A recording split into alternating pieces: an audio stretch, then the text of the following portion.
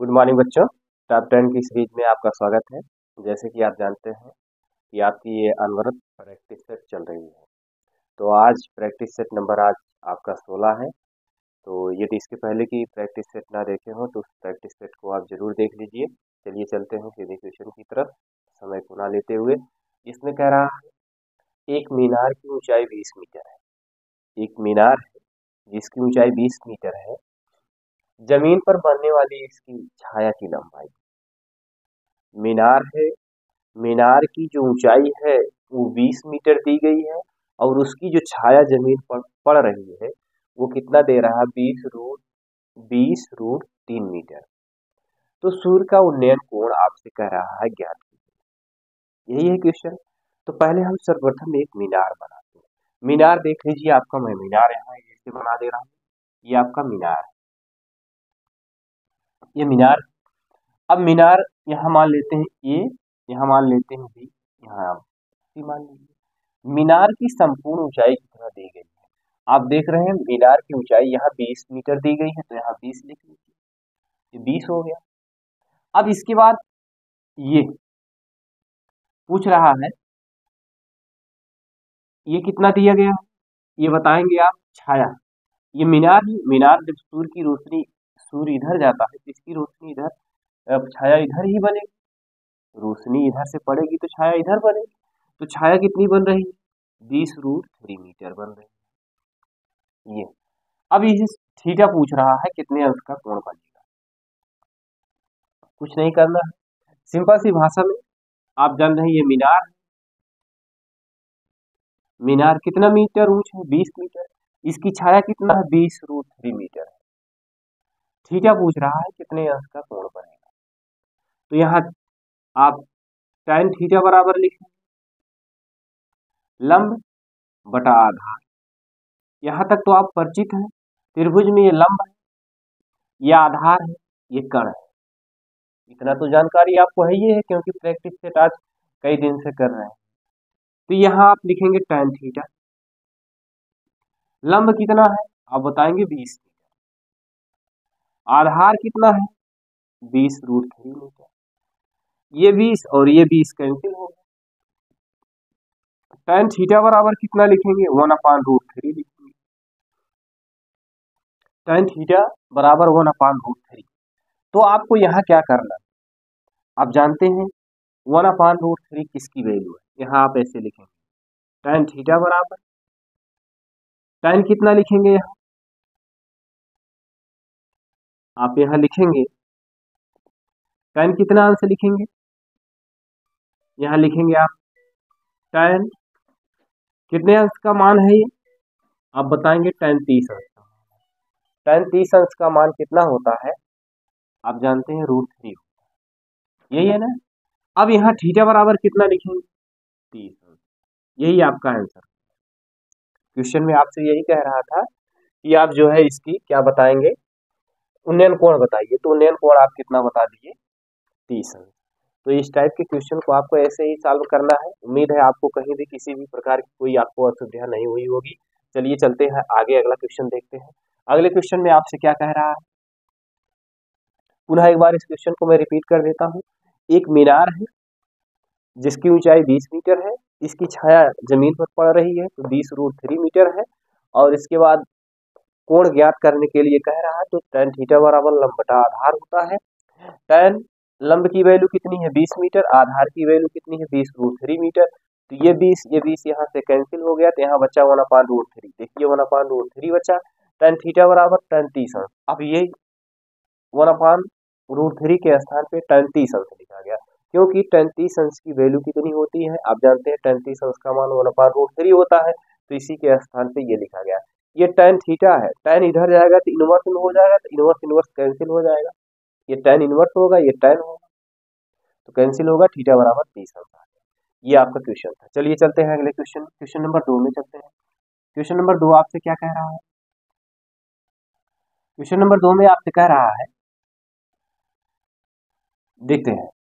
P बराबर दिया गया है AB², यही तो दिया है। Q बराबर दिया गया A²B।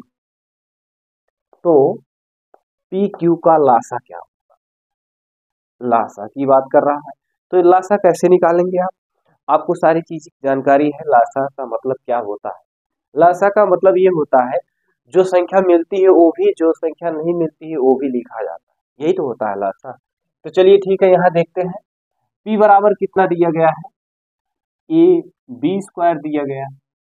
q बराबर कितना दिया गया है, ए स्क्वायर बी दिया गया है। ये अगर हम इसका विस्तार करेंगे a गुड़े बी करेंगे। अगर हम p बराबर लिखा गया है ए बी स्क्वायर, तो a को हमने ऐसे लिख लिया और ये b था, b गुड़े बी कर लिया। अब आइए नीचे चलते हैं, ये q बराबर दिया गया है ए स्क्वायर बी, तो ए स्क्वायर को हम क्या लिख सकते हैं, ए गुड़े ए लिख सकते हैं। ए गुड़े ए हो गया। अब यहाँ क्या लिखेंगे, बी लिखते हैं। कोई दिक्कत? आप बताएंगे किसी भी प्रकार की कोई समस्या आपको नहीं है। अब इसमें पूछ रहा लासा क्या, तो लासा बराबर होगा, ध्यान से सुनिए, ए यहाँ मिला ए यहाँ मिला, तो इस ए को लिख लेते हैं। ये यहाँ है लेकिन यहाँ नहीं है, तब भी इस ए को हम लिख लेते हैं, ये हो गया। बी यहाँ है, बी यहाँ है, तो गुड़े बी लिख लेते हैं। लेकिन देख रहे हैं आप, बी ऊपर है नीचे बी है ही नहीं, बी ऊपर 2 बार है और नीचे 1 बार है, तो हम बी को 2 बार लिखेंगे। ए ऊपर 1 बार था नीचे 2 बार था, तो देखिए ए गुड़े ये 2 बार लिखा गया। कहने का मतलब ये है, अगर लासा की बात करेगा, जो मिलेगा उसमें से एक और जो नहीं मिलेगा वो भी लिखा जाएगा। जैसे यहाँ मिला ए और यहाँ मिला ए, तो तब भी लिख लिया गया, दोनों में से एक ही लिखा गया। और ये इसमें नहीं है लेकिन तब भी लिख लिया। ये भी इसमें है तो इसमें भी ये बी लिखा गया।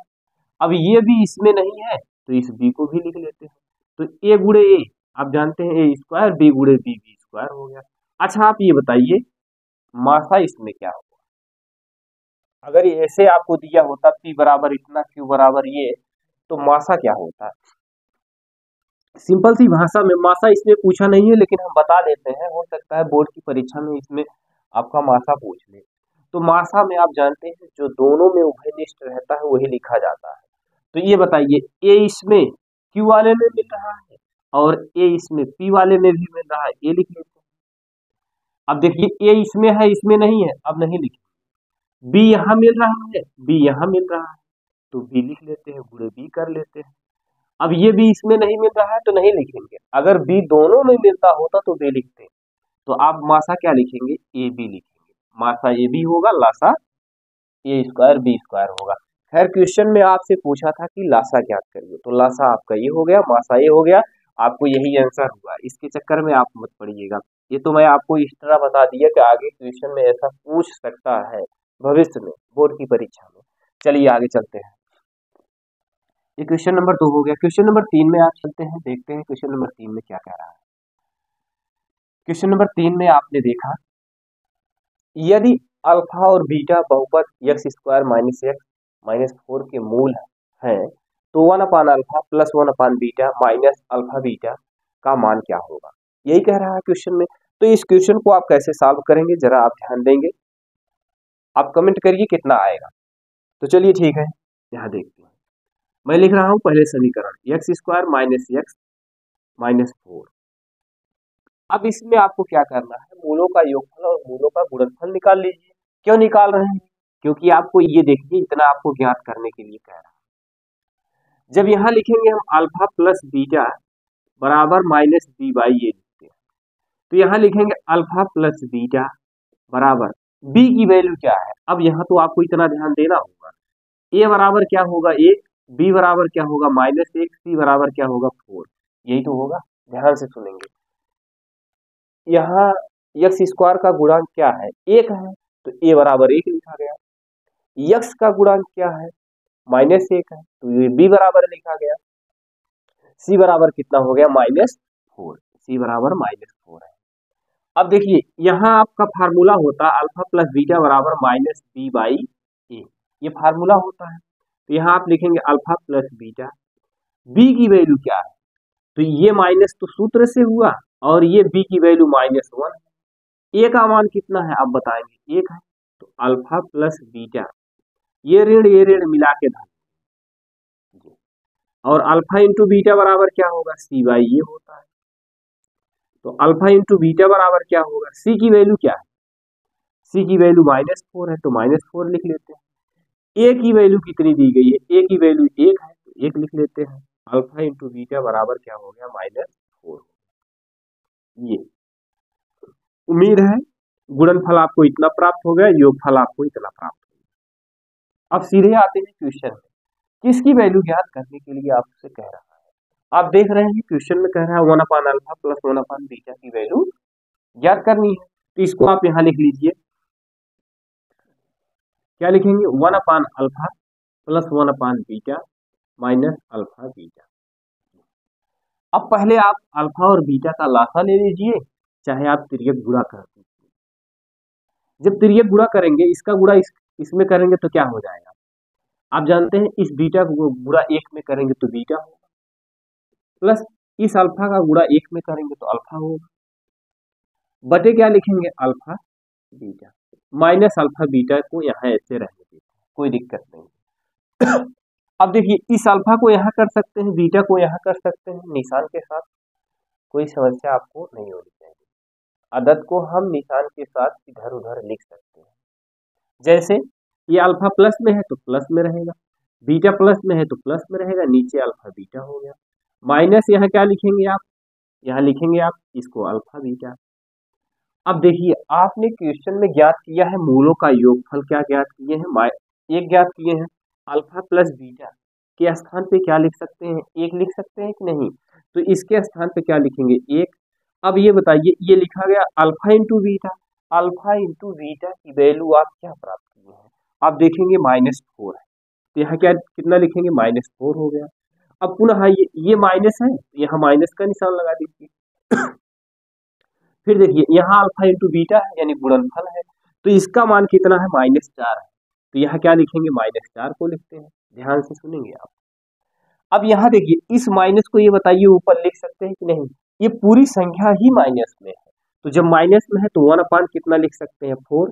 ये ऋण मिला के धन हो गया, 4 हो गया, बटे कितना लिखेंगे, 1, ये हो गया। अब इस 1 का गुणा -1 में करेंगे, प्लस का निशान यहाँ ऐसे हो गया, इस 4 का गुणा इसमें करेंगे, 4 × 16। अब इस 4 का गुणा 1 में करेंगे, 4 1 के कितना होगा, 4 होगा। 16 में से 1 को घटा दीजिए तो कितना आएगा, आप बताएंगे 15, बटे कितना लिखेंगे, 4। यही आपका आंसर हो गया। ये उम्मीद है आपको इसमें कहीं भी किसी भी प्रकार की कोई असुविधा नहीं होनी चाहिए, सारी चीजें आपको दिख रही है। देखिए पहले हमने समीकरण को लिखा, फिर ए बराबर लिख लिया, बी बराबर कितना लिखा, -1, सी बराबर कितना लिखा, -4। तो मूलों का योगफल -b/u होता है गुणनफल। ये देखिए सूत्र को हमने 2 बार लिख दिया, आप परेशान मत होइएगा। अल्फा प्लस बीटा बराबर -b/u, तो b की वैल्यू कितनी है, -1 है, तो माइनस माइनस प्लस हो गया, और a का मान कितना है, यहाँ से 1 रखा गया ये। और गुणनफल c/a होता है, तो गुणनफल c का मान -4, a का मान 1, अल्फा इंटू बीटा बराबर कितना आ गया, -4 आ गया। तो हमने इस अदद को यहाँ लिख लिया जो ज्ञात करने के लिए कह रहा था, अल्फा 1/अल्फा प्लस 1/बीटा माइनस अल्फा बीटा। इसका गुणा इसमें कर दिया, इसका गुणा इसमें कर दिया।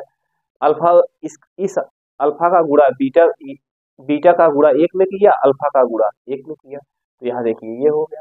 इसको यहाँ ऐसे लिख लिया, इन दोनों का गुणा हर में था तो इसको ऐसे लिख लिया। इसके बाद अल्फा को हमने पहले लिख लिया, बीटा को बाद में लिखा निशान के साथ। हर में अल्फा बीटा था, अल्फा बीटा लिख लिया, माइनस अल्फा बीटा कर दिया। अल्फा प्लस बीटा की वैल्यू कितनी है, 1 है, और अल्फा इंटू बीटा की वैल्यू कितनी है, -4 है, और इसकी वैल्यू कितनी है, -4 है। अल्फा इंटू बीटा यानी गुणनफल -4 है, तो -4 लिखा गया। ये माइनस को ऊपर लगा दिए, क्योंकि संख्या चाहे निशान चाहे हर में हो चाहे अंश में हो, वो संख्या माइनस में ही मानी जाएगी, तो इसको हमने ऊपर लिख दिया। ये ऋण मिला के धन हो गया, इसका गुणा इसमें हो गया, इसका गुणा इसमें, -1 प्लस 16/4 हो, तो 16 में से 1 को घटाएंगे, 15/4, यही आपका आंसर हो गया। चलिए ठीक है, नहीं समझ में आया तो इसको दोबारा देख लीजिएगा, आपको समझ में आ जाएगा। चलिए आगे देखते हैं अगला क्वेश्चन। क्वेश्चन नंबर 4 को देखते हैं। क्वेश्चन नंबर 4 तो बहुत इजी है, जरा आप कमेंट करिए कितना आएगा। क्वेश्चन नंबर 4 में चलते हैं। देखिए दे रहा है रूट में 1 माइनस साइन स्क्वायर 45 अंश बटे 1 प्लस साइन स्क्वायर 45 अंश का मान क्या होगा। तो ध्यान से सुनेंगे, इसमें सारी चीजें आपको पता है, बस आप अभ्यास नहीं किए हैं। बस 1 माइनस कितना लिखेंगे, साइन स्क्वायर 45 अंश बटे कितना लिखेंगे, 1 प्लस साइन स्क्वायर 45 अंश। यहाँ आप लिखेंगे 1 माइनस साइन 45 अंश का मान होता कितना है, आप बताएंगे साइन 45 अंश का मान 1/√2 होता है। यहाँ देखिए साइन का वर्ग लगा है, तो जब साइन 45 अंश का मान रखेंगे तो इसका भी आप वर्ग लगाएंगे बटे 1 प्लस साइन 45 अंश का मान 1/√2 होता है, इसका वर्ग कर दीजिए। और एक रूट लगा है पूरे का, इस रूट को आप लगाते चलिए। यहाँ लिखेंगे 1 माइनस 1/√2, 1/√2 गुणे 1/√2, 1 कितना होगा 2, कितना लिखेंगे 1/2 बटे 1 कितना लिखेंगे 2 लिखेंगे। जैसे इसका किया हमने 1/√2 गुणे 1/√2 तो करेंगे 2 आएगा। नीचे 1 को ऐसे लिखा, इसका गुणा किया 2 बार, ये हो गया। इस रूट को आप ऐसे लगाते चलिए। अब आप इसके नीचे 1 मानेंगे, इसके नीचे 1 मानेंगे। इस 2 का गुणा इसमें करेंगे, 2 1 के 2 होगा। इस 1 का गुणा इसमें करेंगे -1 होगा। इसका गुणा इसमें करेंगे 2 होगा। इसका गुणा इसमें करेंगे +1। ध्यान दीजिएगा, इसका गुणा आपने इसमें किया 2 हो गया, इसका गुणा इसमें किया तो -1। नीचे इस 1 का गुणा इसमें करेंगे 2 बटे इस 2 का गुणा इसमें करते हैं 2 हो जाएगा। और यहाँ प्लस का निशान तो प्लस का निशान लगाते हैं। इस 1 का गुणा 1 में करते हैं तो 1। फिर इस 1 का गुणा 2 में करेंगे, इस 1 का गुणा 2 में करेंगे तो कितना हो जाएगा 2। अब रूट आप ऐसे इसको लगाते चलिए। अब यहाँ से देखिए 2 में से 1 को घटाना है। अब मैं यहाँ लिख रहा हूँ 2 में से 1 को घटाना है तो कितना आ जाएगा, 2 में से 1 को घटाएंगे तो 1 आ जाएगा। नीचे यहाँ 2 है, 2 लिखेंगे, पूरे का बटा करते हैं। ये 2 देखिए 2 में से 1 को घटाया तो 1 हो गया, और ये नीचे 2 है तो देखिए 2 लिख दिया। अब ये देखिए पूरे का बटा लंबी वाली पाही का, तो लंबी वाली पाही 1 खींच दिया। 2 में 1 जोड़ेंगे कितना होगा, आप बताएंगे 3 हो गया बटे 2 को आप ऐसे लिख दीजिए। ये पूरे का रूट है, रूट लगा दीजिए। अब इसको आप कैसे सॉल्व करें, सॉल्व करने का यही तरीका है। आप इसको ऐसे लिखेंगे 1/2, ये 2 सबसे नीचे है, देखेंगे 1 2 3 4 अंक बन रहे हैं। जो सबसे नीचे वो सबसे ऊपर हो जाएगा, यानी एकदम नीचे वाला अंश में पहुंच जाएगा। ये 2 अंश में पहुंच जाएगा 2 के पास। और यहाँ कितना है 3 लिख लिया गया। यहाँ से ये 2 कैंसिल हो गया। अब यहाँ बचा कितना, रूट में 1/3 हो गया। अब इसको आप क्या लिख सकते हैं 1/√3।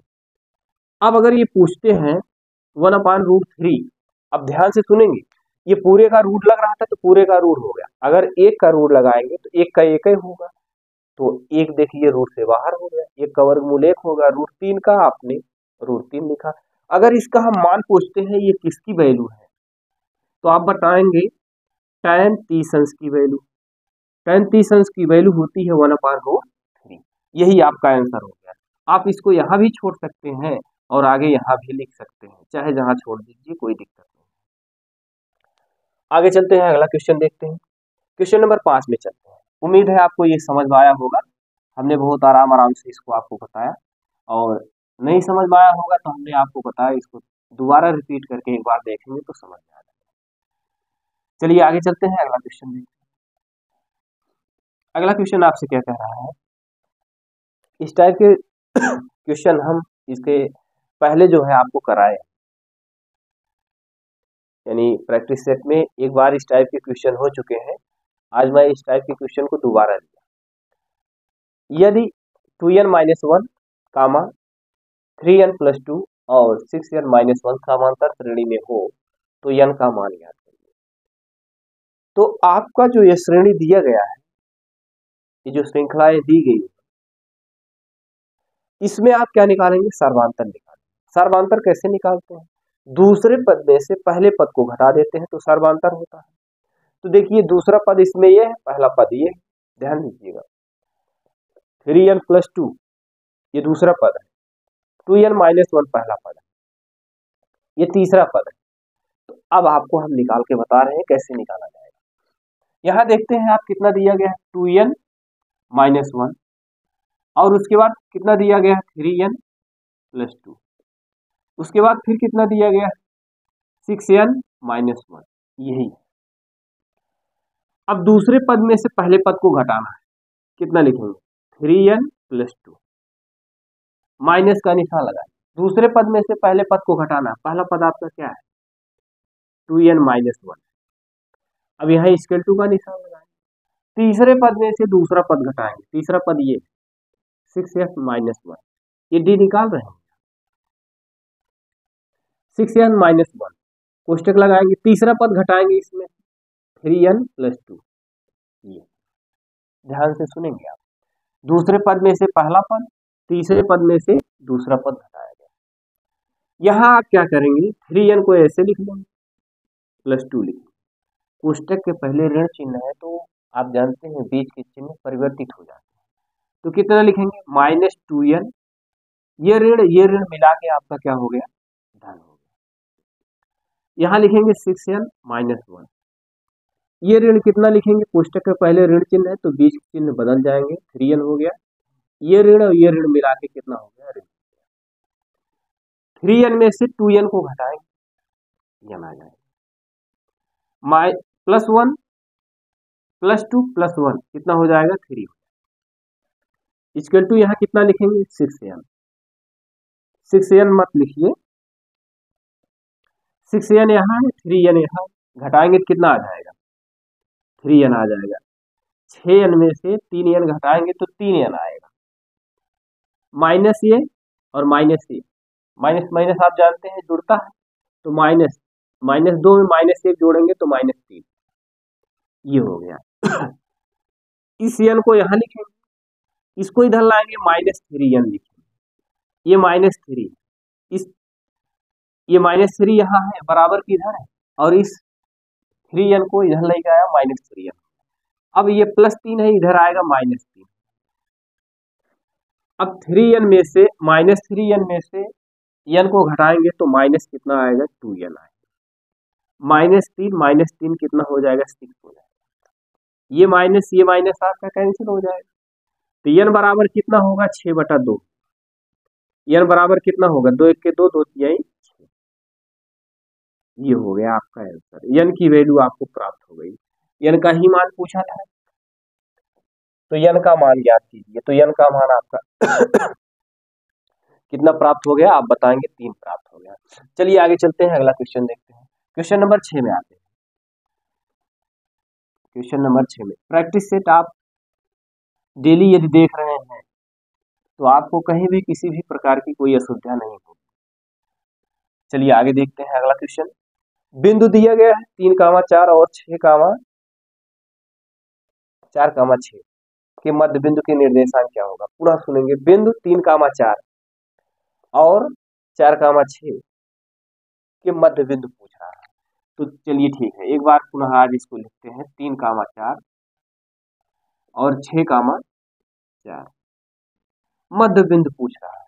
अच्छा यहाँ से पूछते हैं x1 क्या है, तो आप बताएंगे 3 है, x2 की बात करते हैं तो 4 बताएं, y1 की बात करते हैं तो आप 4 बताएं, y2 की बात करते हैं 6 बताएं।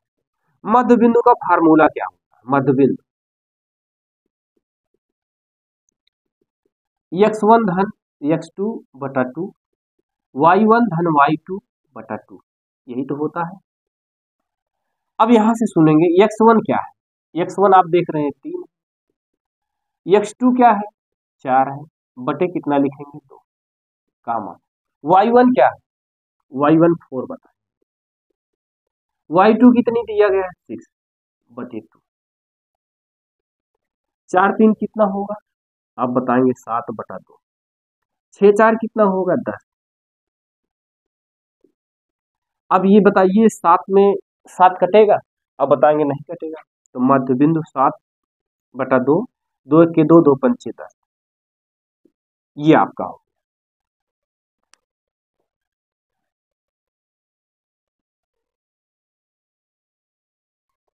चलिए ये तो आपको समझ में आ गया होगा, यही आपका आंसर हो गया ये। चलिए ठीक है, आगे चलते हैं, अगला क्वेश्चन देखते हैं। मध्य बिंदु आपका ऐसे निकाला जाता है, आपको कहीं भी किसी भी प्रकार की कोई समस्या नहीं। चलिए आगे चलते हैं, अगला क्वेश्चन देखते हैं। सातवां क्वेश्चन। सातवां क्वेश्चन में कह रहा है साइन स्क्वायर 30 अंश माइनस सेक स्क्वायर 60 अंश प्लस काट स्क्वायर 45 अंश, यही है। साइन 30 अंश का मान कितना होता है? आप जानते हैं साइन 0 साइन 30 अंश में 1/2, यहाँ वर्ग लगा इसीलिए वर्ग लगा। सेक 60 अंश का मान कितना होता है? आप जानते हैं सेक 60 अंश का मान 2 होता है, प्लस यहाँ 4 लिखेंगे। काट 45 अंश का मान कितना होता है? जो tan 45 अंश का मान होता है वही काट 45 अंश का मान होता है, तो आप कितना लिखेंगे? 1 का वर्ग। तो ये कितना हो जाएगा? 1/4। ये कितना हो जाएगा? 2 दूना 4।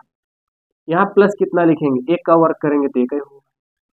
यहाँ से ये कैंसिल हो गया, 1/4। यही आपका आंसर। बस आपको यही इतना सॉल्व करना था, इसमें कुछ करना नहीं था। सारी वैल्यू आपको प्रतिस्थापित कर दीजिए, वर्ग लगा था वर्ग लगा दीजिए, यहाँ वर्ग लगा था लगा दीजिए। इसका मान 2 होता है, tan काट 45 अंश का मान 1 होता है। ये 4 यहाँ ऐसे लिखा गया था, 1 गुणे 1 करेंगे तो कितना आएगा? 1 ही आएगा। फिर 1 का गुणा 4 में करेंगे तो वही होगा। बस इस टाइप के क्वेश्चन को आपको ऐसे ही सॉल्व करना है। चलिए आगे चलते हैं, अगला क्वेश्चन देखते हैं। कह रहा है एक गोले की त्रिज्या को 3 गुना कर दीजिए। गोले का आयतन क्या होता है? चलिए गोले का आयतन पूछ रहा है, क्वेश्चन पढ़िए। एक गोले की त्रिज्या को 3 गुना कर दिया जाए तो उसका आयतन क्या होगा? तो मान लीजिए गोले का आयतन क्या होता है? 4/3 पाई r क्यूब गोले का आयतन होता है। अब कह रहा है गोले की त्रिज्या को 3 गुना कर दीजिए। इसमें त्रिज्या कितनी है? r है। अब इसी त्रिज्या को कह रहा है 3 गुना कर दीजिए, 3r हो गया।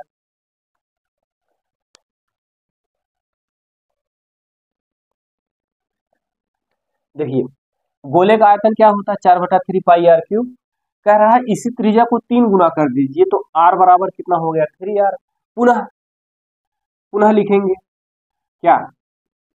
गोले का आयतन क्या लिखेंगे? 4/3 पाई 4/3 पाई r की वैल्यू कितना रखेंगे? r बराबर कितना कह रहा है? 3 गुना कह रहा है, 3r का क्यूब कर दीजिए, ये हो गया। अब यहाँ लिखेंगे 4/3 पाई 3 त्रिका, इसको 3 बार गुणा करेंगे कितना होगा? 27r क्यूब होगा, ये होगा। तो कह रहा है गोले की त्रिज्या को 3 गुना कर दिया जाए तो उसका आयतन कितना गुना होगा? क्वेश्चन में थोड़ा लग रहा है त्रुटि है, उसको हम देख लेते हैं। चलिए ठीक है, क्वेश्चन ठीक है। कह रहा है यदि गोले की त्रिज्या को 3 गुना कर दिया जाए तो उसका आयतन कितना होगा? यानी कितना गुना पूछ रहा है, आयतन कितना गुना होगा? आयतन कितना गुना होगा? तो देखिए आपने इसको देख लिया, ये आपका समीकरण फर्स्ट बना, ये समीकरण आपका सेकंड बना। कितना गुना पूछ रहा है, उसका आयतन कितना गुना होगा। जब पहले उसका गोले का आयतन इतना था, त्रिज्या ये आपकी r दी गई थी, दोबारा कहा त्रिज्या को 3 गुना कर दीजिए, 3 गुना कर देंगे तो उसका आयतन कितना गुना हो जाएगा। तो यहाँ लिखेंगे आप समीकरण 2 में 1 से भाग देने पर तो क्या लिखेंगे? 4/3 पाई 4/3 हो गया, यहाँ लिखेंगे 27 r का क्यूब बटे क्या लिखेंगे? 4/3 पाई r का क्यूब। 4/3 कैंसिल हुआ, पाई से पाई कैंसिल हुआ, r क्यूब से कैंसिल हुआ, कितना आ गया? 27 गुना हो गया आपका। यही आपसे पूछ रहा था, यही आपका आंसर हो गया। चलिए आगे चलते हैं, अगला क्वेश्चन देखते हैं। आपको सूत्र याद होना चाहिए, बस इसमें कुछ करना नहीं था। पहले गोले का आयतन लिख लीजिए 4/3 पाई r क्यूब, पुनः कहा गोले का आयतन, गोले की त्रिज्या का जो है 3 गुना, तो r बराबर 3r कर दीजिए। उसके बाद फिर फार्मूला लगा दीजिए गोले का आयतन का, फिर उसको प्रतिस्थापित कर दीजिए। समीकरण 2 में समीकरण 1 से भाग कर दीजिए। समीकरण बनाए हैं तो पहले गोले के आयतन में दूसरे गोले के आयतन से भाग करेंगे तो आपका आंसर प्राप्त हो जाएगा। चलिए कह रहा है पासे को एक बार उछालने पर अभाज्य संख्या प्राप्त होने की प्रायिकता। पासा जानते हैं, पासे में संख्या की संख्या कितनी होती है? 1 2 3 4 5 6। पासा में जो संख्या होती है 1 से 6 तक होती है। अब इसमें पूछ रहा है पासे को एक बार उछाला जाता है। जब एक बार उछाला जाएगा तो इसी में से कोई एक संख्या आएगी, चाहे 1 आए, चाहे 2 आए, चाहे 3 आए, चाहे 4 आए, चाहे 5 आए, चाहे 6 आए। लेकिन कह रहा है उछालने पर अभाज्य संख्या प्राप्त होने की प्रायिकता पूछ रहा है। तो अभाज्य संख्या क्या होती है? 2 हो गई, 3 हो गई, 5। अभाज्य संख्या यही तो है, अभाज्य संख्या आपकी यही है। अब कुल संख्या कितनी है? 1 से लेकर 6 तक की कितनी संख्या है टोटल? आप बताएंगे 6 संख्या है।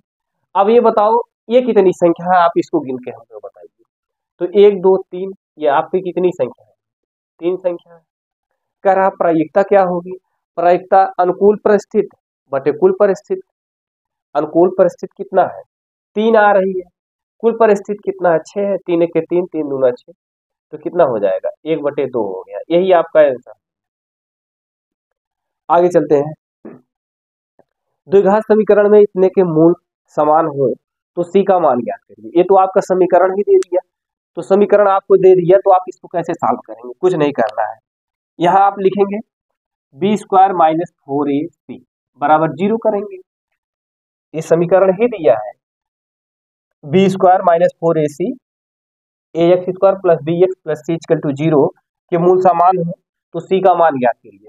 तो सूत्र क्या होता है? बी स्क्वायर बराबर क्या होता है? -4ac होता है। तो आप यहाँ से क्या लिखेंगे? बी स्क्वायर बराबर कितना लिखेंगे? 4ac हो गया। अगर यहाँ से b की वैल्यू पूछेंगे तो यहाँ b है, 4 सूत्र से हुआ। a की वैल्यू कितनी है? यहाँ a है। c की वैल्यू यहाँ ये c है, c की वैल्यू यहाँ c है। तो यहाँ तक आपको सारी चीजें समझ में आ गई, कोई दिक्कत नहीं हुई। आगे चलते हैं। ये हो गया। अब इसके बाद इसमें किसका मान पूछ रहा है? c का मान पूछ रहा है। तो यहाँ क्या लिखेंगे? बी स्क्वायर बटा, इसको लाके नीचे लिख देंगे 4a इक्वल टू सी हो गया। अब c बराबर आपका आ गया बी स्क्वायर बटा 4a। यही आपका आंसर। इस टाइप के क्वेश्चन को आपको ऐसे ही सॉल्व करना है। हमारा प्रयास ये रहा कि वीडियो ज़्यादा लॉन्ग ना हो, लेकिन तब भी हम जानते हैं करीबन आधे घंटे की हो गई होगी। चलिए ठीक है, आपको समझ में आना चाहिए, तो आप इस वीडियो को पूरा देखेंगे तभी आपको समझ में आएगा। और यदि इसके पहले की वीडियो आप ना देखे हो तो इस वीडियो को आप ज़रूर देखिएगा। एग्ज़ाम वीडियो में प्रैक्टिस सेट में आपका बहुत बहुत स्वागत था।